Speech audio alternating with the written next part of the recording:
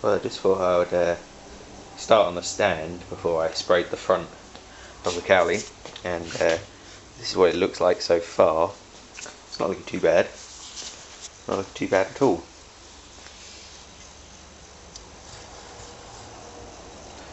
Basically, it's just 2 bits of MDF cut out like that. We'll put a piece across the middle, which can then be drilled through and bolted to a skid.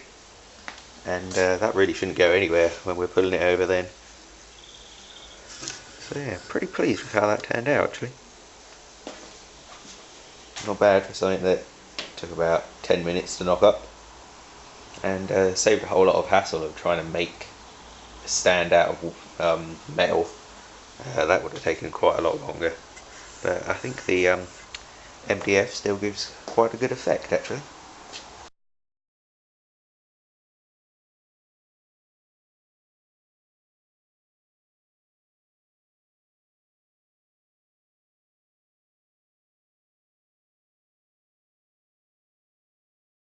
Okay, so we got a first coat of red on the inside. This is a Suzuki red paint, I think, in a spray can. It's a good few years old, so I'm surprised it even coated this well, but it's not too bad, and it's actually already dry. Nothing too shabby about that. Yeah, it's actually bone dry already. It's not even that warm out. It's not warm at all actually.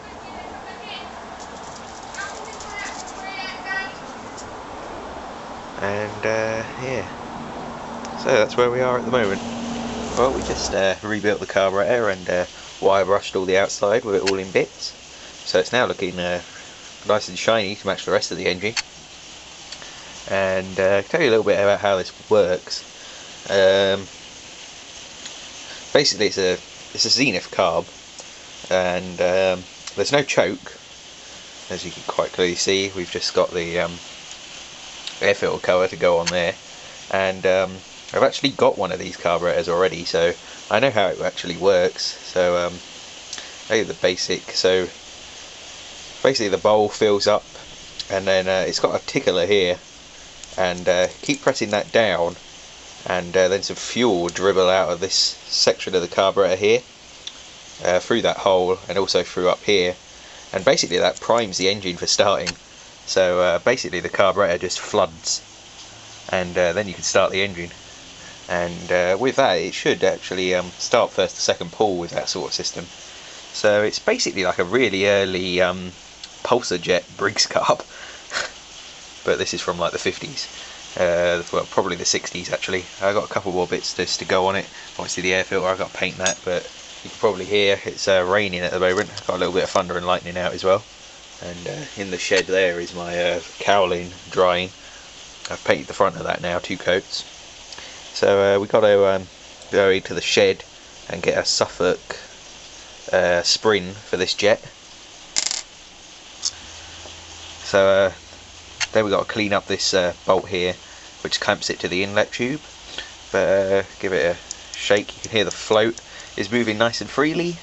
Got the throttle in there, but I need to get a throttle cable out of the shed. Can't do that because it's raining. So yeah, that's basically where we are at the moment. I got the throttle to shut completely. Before it was wide open, and it couldn't return to its the idle. So when this was last run, it was run completely flat out. So according to the carb anyway. But you can see we've got the throttle completely shut off there. It won't go that low with the throttle cable on it, so yeah, we won't see it go that low again. But that's basically where we are at the moment. It was actually quite clean inside, really nasty on the outside, but nice and clean on the inside. So I got no doubt that that should run the engine fine. All the jets have been cleaned, it's all been reassembled. We just got to get this mixture jet in, and I'm going to go with 2 turns out on that. Not that I know anything about tuning these carburetors, but I'm going to go with 2 turns out on that and give it a pull and see what happens. Got to clean that. That's just the filter gauze there and the air filter cover. You'd clean that in the inside. And I don't know whether I'm going to clean that to just bare metal for now, or if I'm going to paint that red. I don't know. We'll try bare metal for now, to match the rest of the carburetor. But yeah, I'm really pleased with how that turned out. We managed to save the bowl gasket and the fibre washers in there, although I could replace them. I've got a fibre washer pack. But we'll try the originals for now, and if we get any leaks we can change those quickly. But all the tickler and everything's free, so yeah, pretty pleased with that.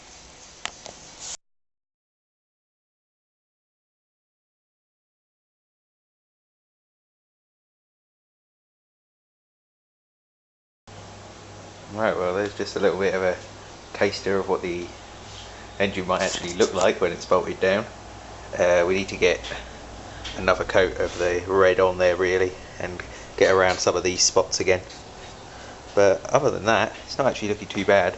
Might try a coat of a clear lacquer perhaps. Could try some of that. But yeah, I think it should look pretty good.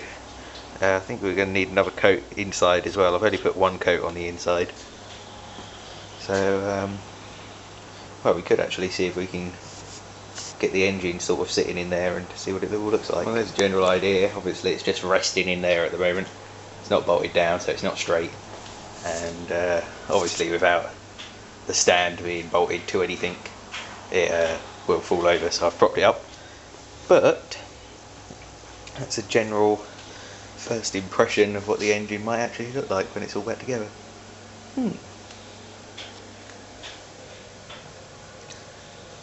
I think it's going to look pretty good.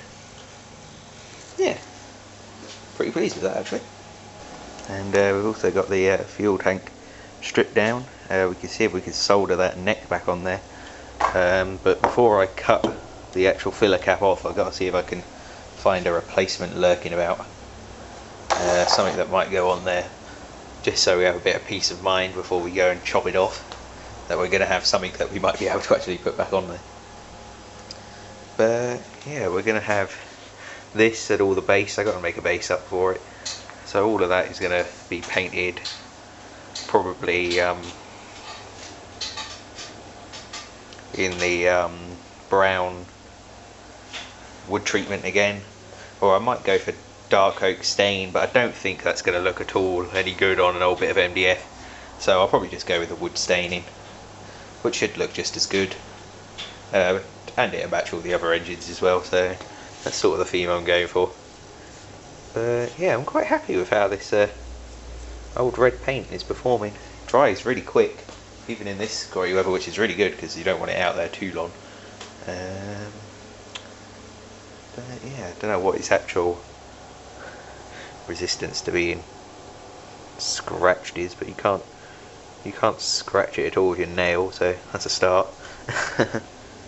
Obviously it's not actually hardened yet or anything, so we're going to see if we can get another coat on the inside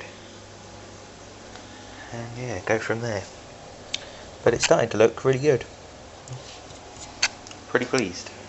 Pretty pleased. Okay, well, we now have the top of the petrol tank filler neck soldered on. It needs to be filed back a little bit tomorrow, and the flux needs to be all brushed off again. But yeah, it should look pretty good actually. Dad gave me a hand with that. I don't do much soldering, and he done it with the blow lamp, so instead of with the soldering iron, so I just cleaned it all up for him and got the filler neck back in place, and he done the soldering, and I shall file that back and clean that up tomorrow best I can, and get some primer on it.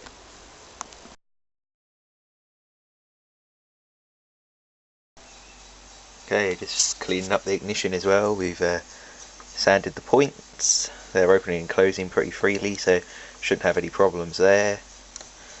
They need to be gapped to a 20 thou gap, so a pretty weird gap on the Suffolk, the same as the 75cc's gap.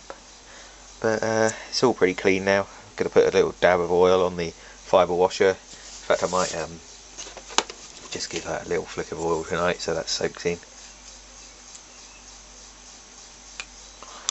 Yeah, that should have soaked in by tomorrow. And then we'll get the coil and points all back onto the engine. Yeah, this is all looking pretty good now. This just needs a couple more coats of paint. We've got all the carburetor back together. So yeah, there's nothing really that needs doing to it now. It's just a bit more painting and reassembly actually. We've already shined up the flywheel and that's indoors. Show you that in the in part 5 probably. But I'm just gonna see what the compression is like now. I'm gonna clamp the engine in the vise and go and turn it over and see how much resistance we get. Okay, so just checking the compression. Got the flywheel on there. See, it's all been shined up, but you won't actually see it. It's got all the Suffolk Iron Foundry 1928 LTD and the points gap setting and how to use the puller bolts and stuff like that. Various junk on it, but just the compression seems to have a bit. Could probably be a little bit better, but then again, it is nearly a completely dry engine. It seems to be hissing from, I mean, almost like there's maybe a split or something.